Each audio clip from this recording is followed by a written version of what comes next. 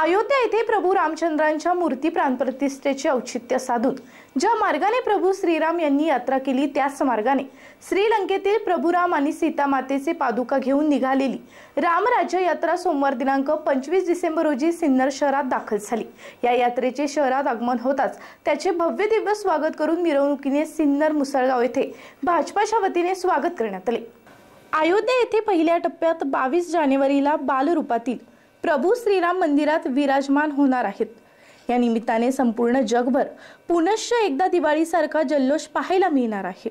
हे औचित्य साधून श्रीलंकेतील प्रभू श्रीराम आणि सीता मातेच्या पादुका घेऊन रामराज्य युवा यात्रा 15 डिसेंबरला श्रीलंकेतून राम अवतारजी आणि प्रदोष चव्हाणके यांच्या नेतृत्वाखाली निघाली होती। ती यात्रा 20 जानेवारीला अयोध्येत पोहोचणार असून ही यात्रा सोमवार दिनांक 25 डिसेंबर रोजी सिन्नर शहरात दाखल झाली।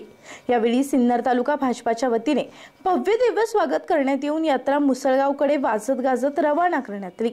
यावेळी शहरातून त्याची भव्य अशी मिरवणूक काढण्यात या यात्रेत हिंदू योद्धा सुरेश चव्हाणके, हिंदू शक्तीपीठाचे डॉक्टर स्वामी भारत आनंद सरस्वतीजी, राम सर्किट अभियान अध्यक्ष डॉक्टर राम अवतारजी शर्मा, युवा पत्रकार प्रदोष सुरेश चव्हाणके, भाजपाचे जिल्हा अध्यक्ष सुनील बच्छाव, भाजपा जिल्हा उद्योग आघाडी अध्यक्ष विठ्ठल जपे, तालुका अध्यक्ष बहिरू दळवी आदींसह भाजपा कार्यकर्ते व हिंदू समाजातील कार्यकर्ते रामभक्त मोठ्या संख्येने उपस्थित होते। मुसळगाव येथील स्वागत स्वीकारल्यानंतर ही यात्रा पुढील प्रवासासाठी रवाना झाली। एसएन न्यूज साठी गणेश शिंदे।